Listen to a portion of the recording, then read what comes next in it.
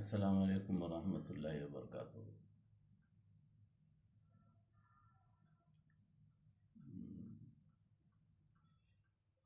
मुमकिन है 20 20 साल का अरसा शायद गुजर गया है।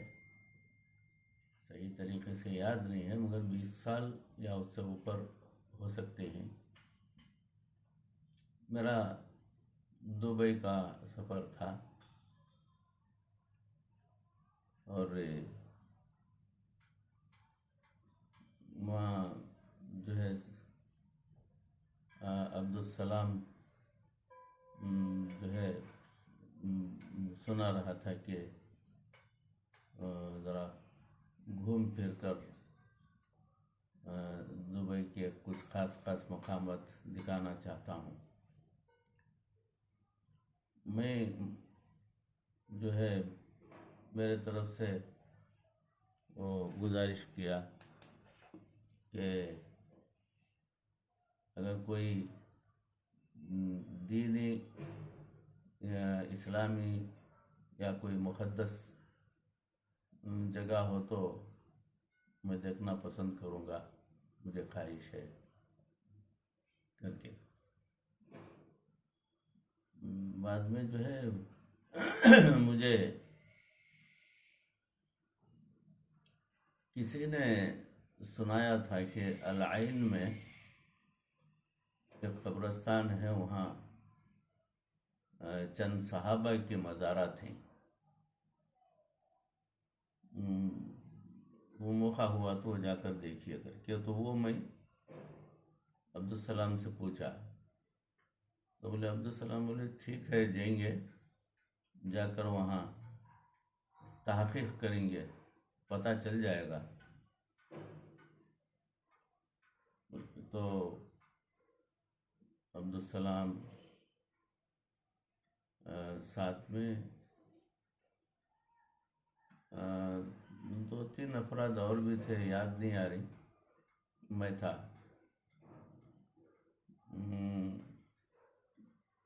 गए अल्हम्दुलिल्लाह। अलैन पहुँच कर वहाँ तहक़ीक़ किया, पता चला कि फ़लाँ जगह एक कब्रिस्तान है, वहाँ सहाबा के मज़ारात हो सकते हैं करके। बाद वहाँ जाकर इंक्वायरी किए, तहक़ीक़ किए, तो एक साहब बताए कि हाँ सहाबा के मज़ारात हैं फ़लाँ कब्रिस्तान में। वो फ़लाँ इलाक़े में एक मस्जिद है, वो मस्जिद के रूबरू कब्रिस्तान है, उसमें हैं मज़ारात। आपको पता चल जाएगा, जाकर देखे तो बड़े ही मज़ारात, लंबे। बड़े से मुराद कुछ तामीर वगैरह किया हुआ वैसा नहीं, मिट्टी का ही थोड़ा सा स्लोप कर दिए हैं, मगर लंबी मज़ार है, चौड़ाई में भी ज़्यादा है।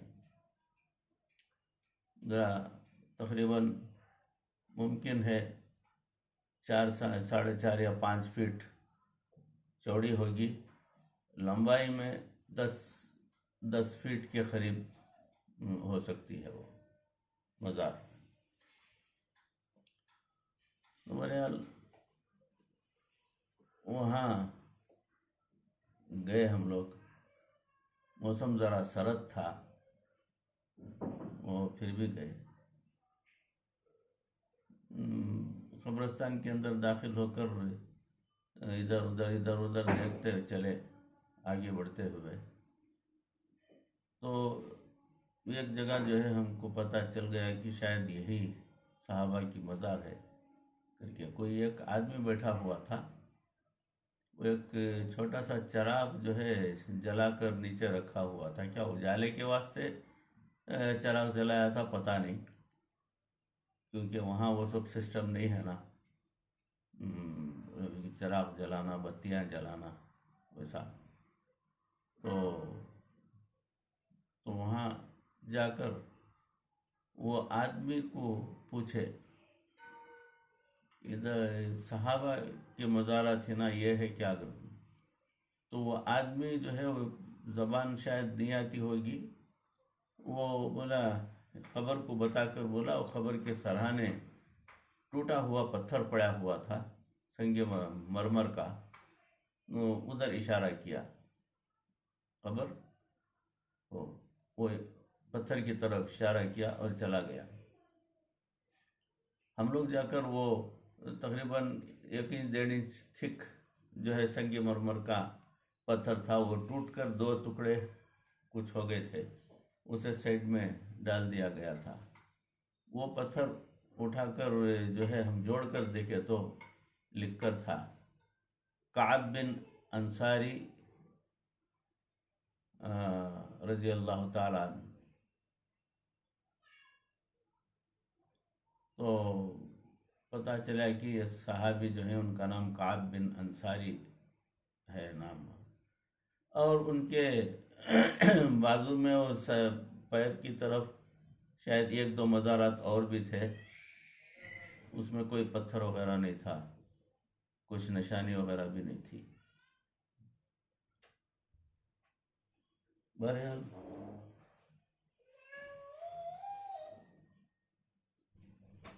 जो है वो वहाँ खड़े होकर मैं इसाल सवाब के लिए कुछ पढ़ता गया।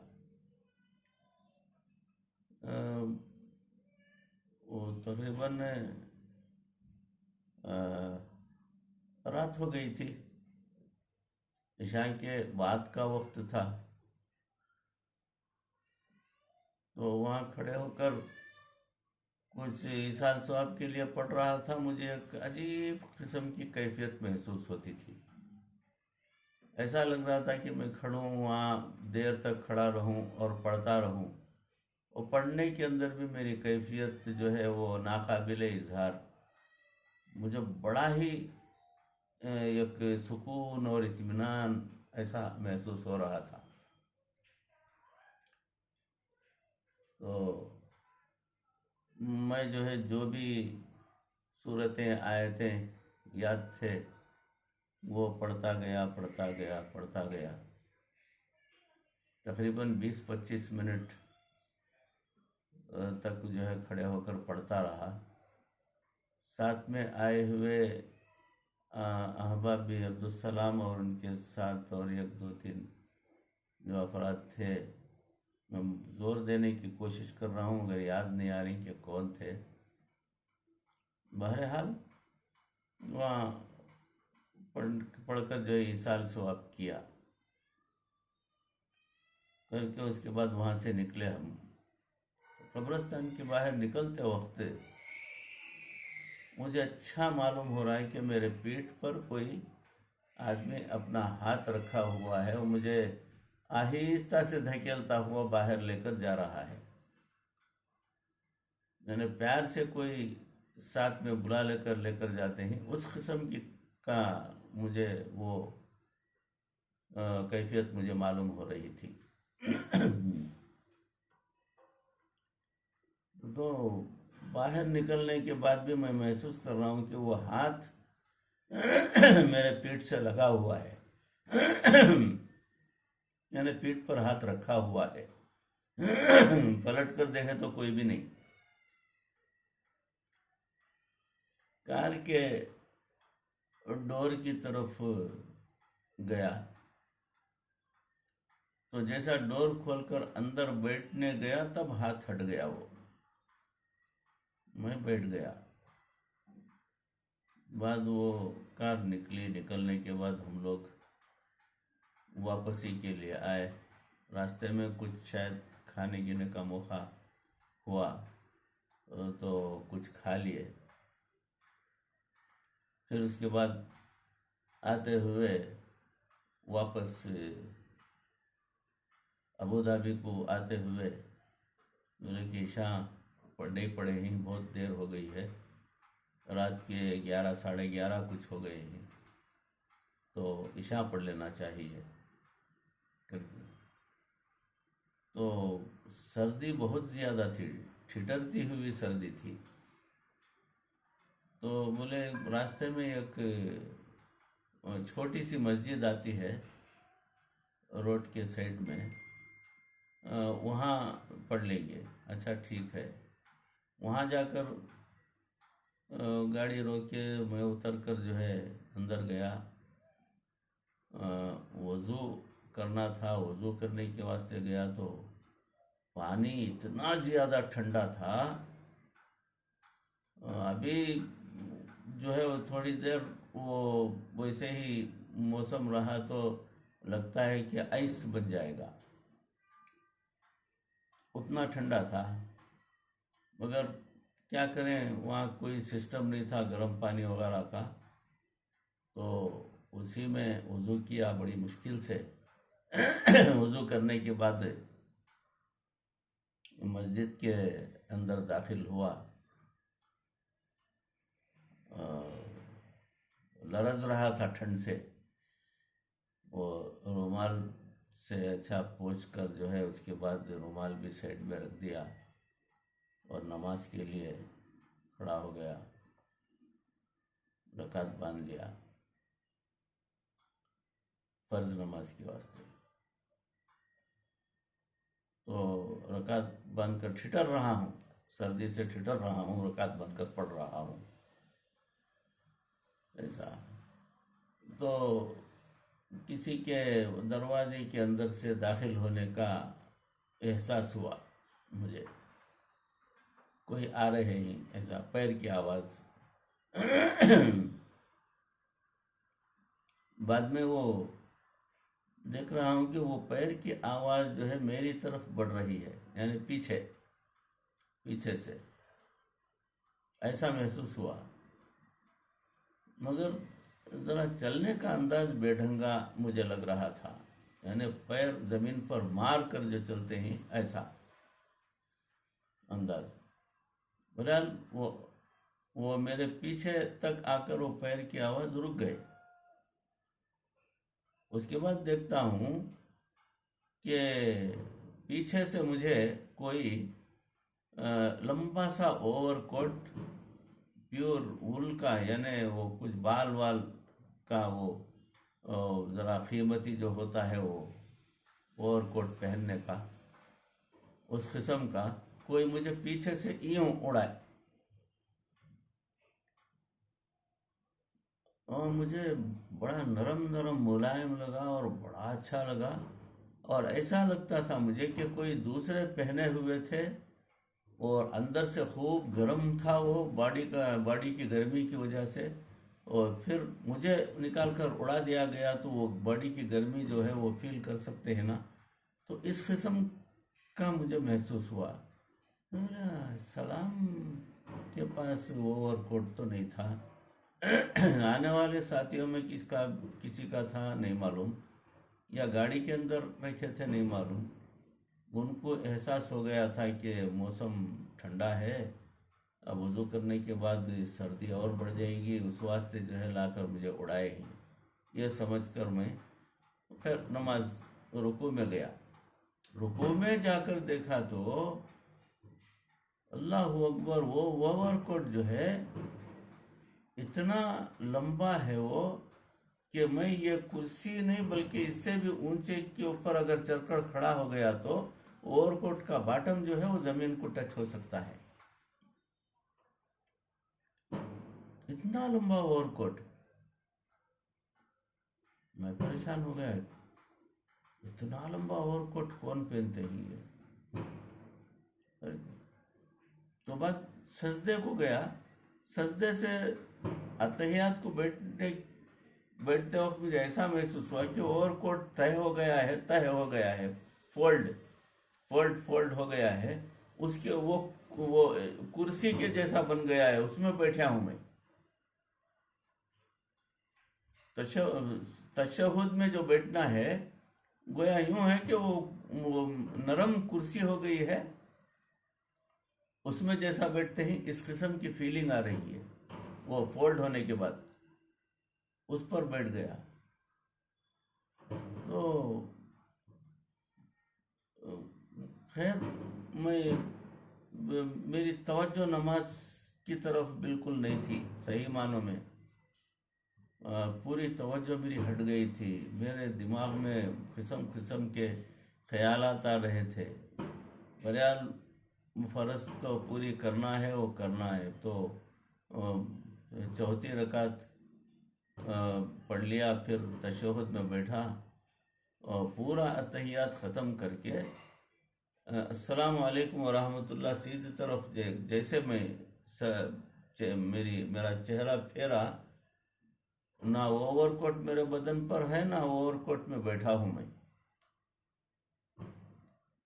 बाद बाईं तरफ सलाम फेर कर उठकर पलटकर ऐसा भागा मैं, कार के पास जाकर रुका।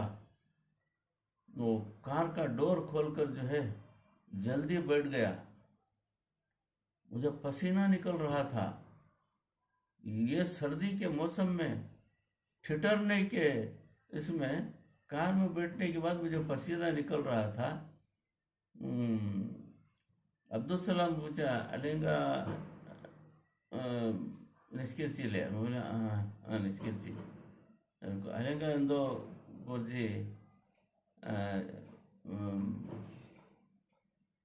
टेंशन लिया ना? बोले हाँ टेंशन तो मैं पिन्ने पर लड़कों में गम होगा, टेंशन है। मैं सुनाता हूँ, अब फिलहाल नहीं है, चलो फौरन चलेंगे। काफ़ी दूर जाने के बाद बड़ा अजीब माजरा हो गया मस्जिद में। वो ऐसा ऐसा हुआ। हाँ वैसा हुआ। हाँ दो अजीब वाक़े हुए। एक तो कब्रिस्तान से बाहर निकलते वक्त जो है कोई प्यार से मेरे कंधे पर हाथ रख लेकर कैसा बाहर निकलती है, ऐसा हाथ था मेरे यहाँ मुंडे पर, पीठ के पास। कार में बैठने तक, कार में बैठ जाने के बाद वो हाथ हट गया। इत्तेफाकी बात, ऐसा कुछ मुझे वहम हो गया है, ऐसा कुछ समझ गया मैं।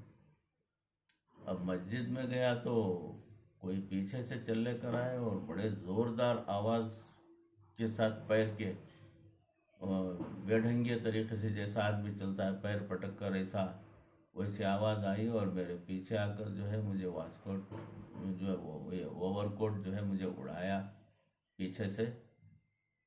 और बड़ा गर्म था, बड़ा नरम भी था, बड़ा मज़ा आ रहा था। रुकू में जब गया तो देखा तो फोल्ड हुआ है ज़मीन पर, वो फोल्ड हुआ है, इतना बड़ा ऊंचा हो गया है। और सजदे के बाद जो है जब बैठता हूँ तो पैरों पर नहीं बैठ रहा हूँ, बल्कि वो कुशन में बैठ रहा हूँ इसके ओवरकोट के। ऐसा सलाम सीधे तरफ फेरने तक वो ओवरकोट मेरे बदन पर था। जैसा ही सलाम फेरा हूँ, ओवरकोट नहीं है, कुछ भी नहीं है। मैं डर गया सही मानों में। मैं निकल कर भागा वहाँ से।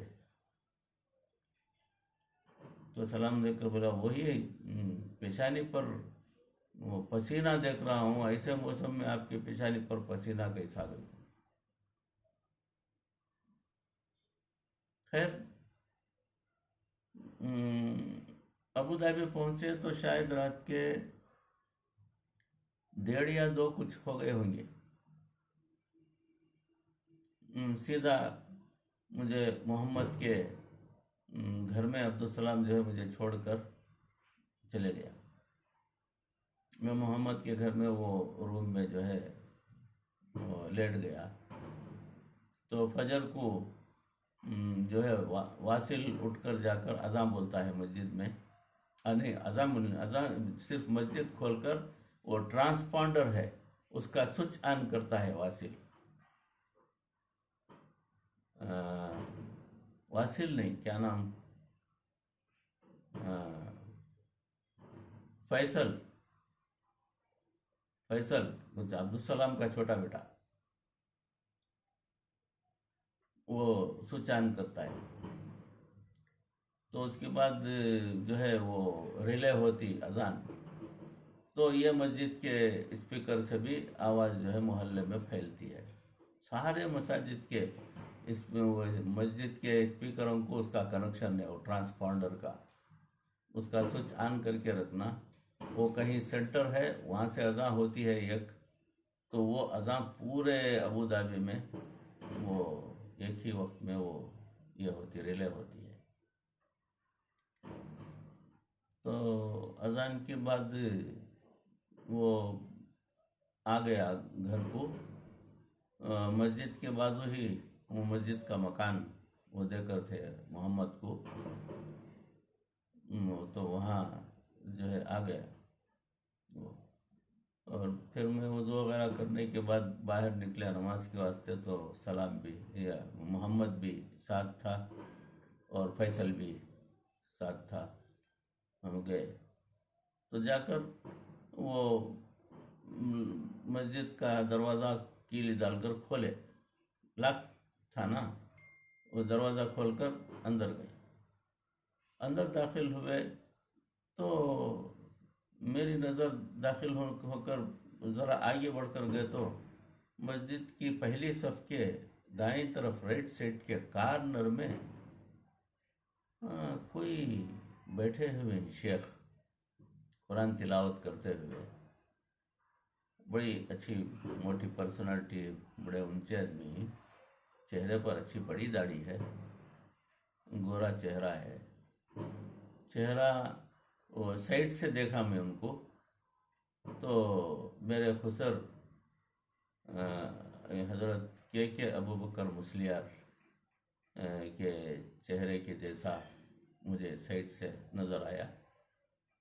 मेरा वो बैठे हुए थे, कुरान तिलावत कर रहे थे। मैं सुन्नत अदा कर लिया, मोहम्मद भी सुन्नत अदा कर लिया। और फिर उसके बाद जमात खड़ी हुई तो जो है मैं खड़ा था तो मेरा बाजू इंडोनेशिया का एक आदमी, वो इंडोनेशिया या मलेशिया का आदमी, वो चौकड़ी की कलर की लुंगी पहने हुए, वो खमीस है, उसके ऊपर कोट है फुल आस्तीन का, फुल स्लीव्स का कोट, और वो इंडोनेशिया की टोपी काली वो पहनकर, ज़रा छोटी खत का आदमी है, मेरा बाजू खड़ा था। रकात बांधकर होने के बाद साइड से मुझे ऐसा महसूस हो रहा है कि वो इंडोनेशिया का आदमी नहीं है। वो जो कोने में शेख बैठे थे उन्होंने मेरे बाजू खड़े हुए ही, ऐसा अच्छा फील हो रहा मुझे। सफ़ेद कंदूरा है, फुल बड़ा, और पर्सनालिटी अच्छी है। हाइट उनका हजरत का मेरे से भी थोड़ा ऊंचा है। वो सर पर वही अमामा है।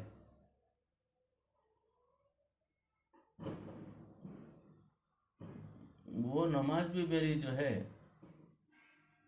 सही मानों में बताता हूँ, नहीं, वो नमाज के अंदर मेरा दिल कहीं और था, मेरा दिमाग कहीं और था। नमाज में खुशू और खुजू नहीं तो वो नमाज बेकार है। एक लम्हे के वास्ते भी बाहर का ख्याल अगर नमाज की हालत में आ गया तो वो नमाज बेकार, मरदूद है। ऐसे में मेरी पूरी तवज्जो इधर से उधर हट रही है। मैं बहुत परेशान था, ये क्या है आखिर, क्या ये हो रहा है, समझ में नहीं आ रहा है।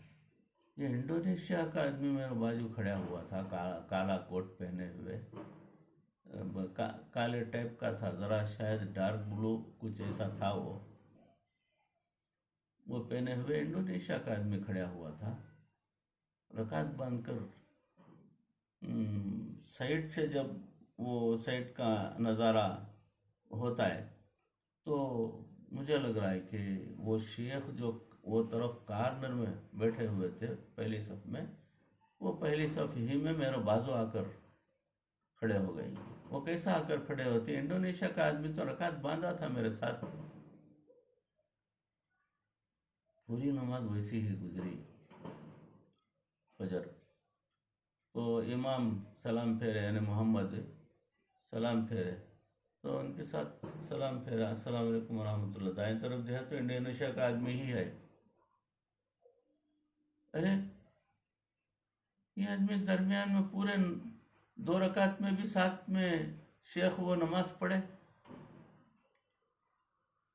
वो अच्छी पर्सनालिटी थी, उनकी कोनी भी जो है मुझे यहाँ कंधे को लग रही थी, कोनी मेरे कोनी को नहीं लग रही थी। कोनी कोनी को लगना बजाय कोनी को लगने के मेरे कंधे की तरफ लग रही थी, कंधे से थोड़ा नीचे इधर। तो अंदाजा कर सकती हैं कि उनकी जसामत, मोटाई, लंबाई क्या होगी।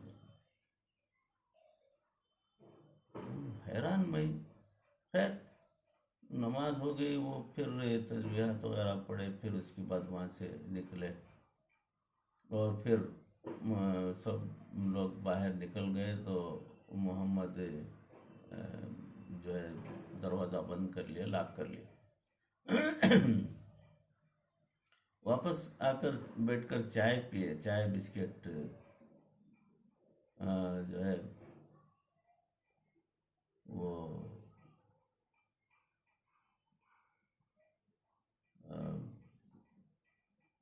फजर की नमाज के बाद चाय बिस्किट वगैरह सब लाकर रूम में रखे। मोहम्मद भी साथ में बैठकर मेरे साथ चाय पीता। मैं पूछा मोहम्मद को, वो मस्जिद में अंदर दाखिल होने के दरवाजे दूसरे भी हैं क्या? तो बोले ये 2 दरवाजे, इधर से एक दरवाज़ा है और ये एक दरवाज़ा है, मगर वो तो दरवाज़ा कभी भी बंद रहता है, ज़रूरत पर दूसरे जुम्मा वगैरह में वो खोलने की ज़रूरत पेश आती, वरना नहीं। और ये एक ही दरवाज़ा, बड़ा दरवाज़ा, अब ये लॉक रहता है, चाबी मेरे पास रहती है। अगर हमारे से पहले कोई अंदर दाखिल होकर बैठना, नमाज पढ़ना तो कैसा नहीं, वो नमाज से के वक्त में खोलते हैं और नमाज के बाद सारे लोग बाहर जाने के बाद बंद कर देते हैं, तो ऐसा कोई दूसरे नहीं रह सकते। बड़े ताज्जुब की बात है, मुझे बड़ा अजीब लग रहा है। क्या है, 2 वाक़यात हुए मस्जिद में। अब जब हमें मस्जिद खोलकर अंदर दाखिल हुए, तो जैसा हम दाखिल हुए, मेरी नज़र जो है पहली सफ में राइट साइड में पड़ी। एक कोई शेख बैठे हुए थे, बड़ा लंबा कंजूरा के, गोरे घूमटे, अच्छी बड़ी दाढ़ी, अमामा, वो बैठकर कुरान पढ़ रहे थे। बोले नहीं ऐसा कौन भी नहीं ना, बिल्कुल नहीं, आपको कुछ वहम हो गया होगा। बोले वाखदा देखा, मैं बैठकर कुरान पढ़ रहे थे। अच्छा वो छोड़ो, वो बात हो गई। फिर सुन्नत वगैरह पढ़ने के बाद जो है सफ़ जब खड़ी, तो फैसल खामद बोल रहा था, फैसल के बाजू में मेरा बाजू वो इंडोनेशिया का आदमी, एक पस्त खद, हाँ मालूम, वो कलर की लुंगी पहन लेकर, हाँ वही कलर की लुंगी पहन लेकर, कोट का जो है पहन कर था, वो काली टोपी इंडोनेशिया की पहनकर, ज़रा छोटा खद, मेरा बाजू खड़ा हुआ था। हाँ वो आदमी रोज़ भी आता है, रोज़ नमाज को आता है। तो वो आदमी मेरा बाजू था, रकात बांधे। रकात बांधने के बाद मुझे ऐसा फील हो रहा है कि मेरा बाजू जो है इंडोनेशिया वाला नहीं, बल्कि वो शेख जो मुझे मैं देखा था मस्जिद में दाखिल होते वक्त, उन्होंने मेरा बाजू खड़े हुए हैं सीधे तरफ। अच्छी पर्सनालिटी है, अच्छा ऊंचा खद है, गोरे हैं, दाढ़ी, सफ़ेद दाढ़ी, घनी दाढ़ी है, अमामा है। मैं हैरान हूँ, वो इंडोनेशिया का आदमी जो है मेरे साथ ही में इमाम के पिताबे रकात बांधा, मैं भी बांध लिया, वो भी बांध लिया। तो इमाम सूरतुल फातिहा पढ़ लेकर ही तो मुझे ऐसा फील हो रहा है कि मेरा बाजू वो शेख खड़े हुए हैं। कैसे हो सकता है? इंडोनेशिया का आदमी रकात बांध लिया तो ये शेख कैसा खड़े हो सकते हैं? मेरी पूरी तवज्जो नमाज से हट गई। अजीब किस्म की कैफियत थी। हर रकात जो है, 2 रकात भी वो बाकायदा वो शेख मेरे बाजू नमाज पढ़ रहे थे। मैं नमाज में तवज्जो मेरी पूरी उसी तरफ थी। उनका चेहरा, उनका अमामा, उनके कान, उनकी दाढ़ी, उसी तरफ मेरी तवज्जो थी। ऐसी नमाज हो गई मेरी, बेकार गई मेरी नमाज। बहरहाल तहियात में बैठे, इमाम सलाम फेरे, यानी तुम्हें आवाज़ सलाम फेरे तो इमाम की आवाज़ पर मैं जब सलाम फेरने के वास्ते चेहरा इस तरफ फेरा तो शेख नहीं, वो इंडोनेशिया वाला ही है। बड़ा ताज्जुब का मामला हुआ। तो मोहम्मद को भी बड़ा ताज्जुब हुआ, बड़ा अजीब लग रहा है ना सुनकर ये। बहरहाल वैसा हो गया। फिर उसके बाद जो है वापस जब इंडिया को आने के बाद मैं महसूस कर रहा हूँ, कई बार देखा भी, कोई बातचीत नहीं, वही शेख जो है मुझे नज़र आ रहे हैं इंडिया में आने के बाद भी। तकरीबन 20 साल या 20 साल से ऊपर हो गए। तो कई मरतबा ऑफिस में भी आए हैं, ऑफिस में बैठकर लोगों से बात करते रहा तो बाखुदा आकर मेरे पीछे खड़े होकर यहाँ हाथ रखती हैं। तो मुझे परेशानी भी होती कि कहीं जिन्नात हैं तो उनके अंदर शर भी हो सकता है, ऐसा वो भी मुझे परेशानी थी। क्या कुछ वारिद हो जाना या दिमाग फेल करना, ऐसा कुछ हो गया तो फिर मेरी ज़िंदगी गई। तो वो डर भी रहता है, मगर नहीं, बस खड़ते हैं और चले जाते हैं। एक बार मैकफरसन में हमारे फ्लैट में मेरे रूम में जो है असर की नमाज पढ़ा। मैं असर की नमाज पढ़कर जानिमाज बिछा कर था, ताहिरा जो है चाय पीने के वास्ते बुलाने में मैं हाल में गया। चाय दे तो चाय लेकर जो है रूम में बैठकर पी लेंगे, और वो कप सासर लेकर रूम में दाखिल होने गया तो वो मुसल्ले को इनू खड़ी शेख नमाज पढ़ रही। वापस आहिस्ता बाहर निकल गया, ताहिरा को बुलाया, वहाँ अंदर को तुम क्या देख रही? हाँ, वो क्या हुआ? अजब पूछ रही, कौन है अंदर? यहाँ कौन आती? कौन है? तेरे को जाको देखो, कौन भी नहीं ना कि वो, तेरे को नहीं, क्या भी नहीं। और खामोश हो गया मैं। ऐसा एक बार ऑफिस में वो उन्होंने तकरीबन मुलाकातें होकर हैं, कभी वो महसूस कराया उन्होंने करीब में रहे तो बिस्मिल्लाह शाह मस्जिद में जिक्र की मजलिस में भी आको सामने बैठे थे, और पेंशन मोहल्ले की मस्जिद में जब जिक्र होती वहाँ भी बैठे थे। और अल्हम्दुलिल्लाह उम्रे को जब जाता हूँ तो जब तवाफ़ करते रहता हूँ तो मताफ में भी मेरे सामने से तवाफ़ करने को जाते रहती, यानी देखते करते नहीं मुझे, मगर मुझे नज़र आ जाती वैसा। सिर्फ एक बार जो है ऑफिस में चाय का वक्त था, मैं तो दरवाज़ा जो है ऑफिस का बंद कर देती चाय पीने तक। तो चाय लेकर पीने के वास्ते बैठा हूँ, आ गए, आको कंधे पर हाथ रख ले को खड़े हो गए। फिर उसके बाद तब सुनाए, उन्होंने उर्दू में सुनाए मेरा नाम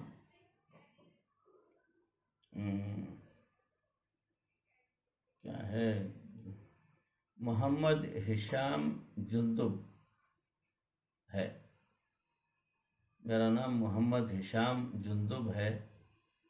मैं हज़रत तमीम दारी रज़ी अल्लाह ताला अन्हु का खादिम हूँ, और ग़ज़वात में भी जो है मैं शामिल रहा हज़रत तमीम दारी के साथ हुजूर सल्लल्लाहु अलैहि वसल्लम की सोहबत में, जो जंग वगैरह हुए उसमें भी शामिल था। फिर हज़रत तमीम दारी रज़ियल्लाहु ताला मुल्क शाम की तरफ चले तो मैं भी उनके साथ रहा, मुल्क शाम को गया। वहाँ उनका इंतकाल हो गया। उनके इंतकाल के बाद मैं चलता हुआ अल आइन को आ गया। अल आइन में काब बिन मालिक अंसारी रज़ियल्लाहु ताला अन्हु के सोहबत में रहा, वहीं पर वो कब्रिस्तान ही में। तुम्हें जब आए तो वो खड़े होकर ईसाल सौंप करे तो मुझे देखकर ज़रा कुछ अच्छा लगा, तो साथ में आ गया हूँ। तो मैं बोला ये कैसी बड़ी अजीब बात, मैं एक अदना सा इंसान, बेइल्म बेअमल, मेरे साथ जो है आप रहकर क्या करेंगे, मुझे बिल्कुल अच्छा नहीं लगता और मैं वो पसंद भी नहीं करता और मैं किसी को साथ में रखना भी मुनासिब नहीं समझता।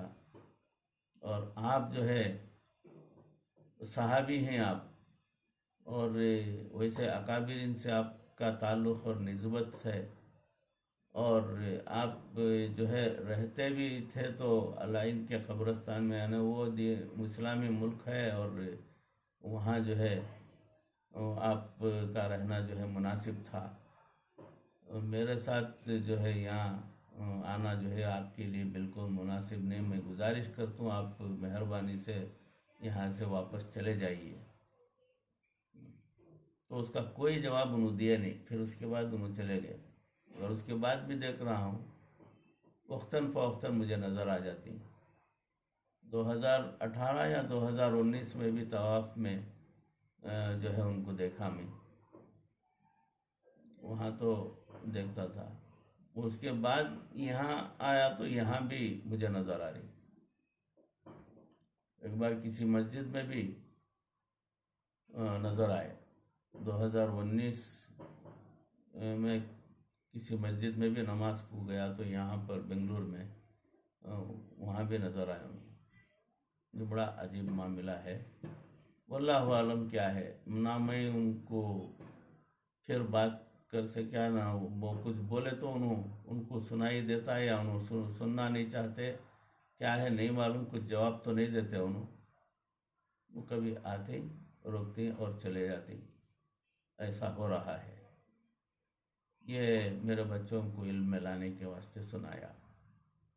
अस्सलाम वालेकुम व रहमतुल्लाहि व बरकातुहू।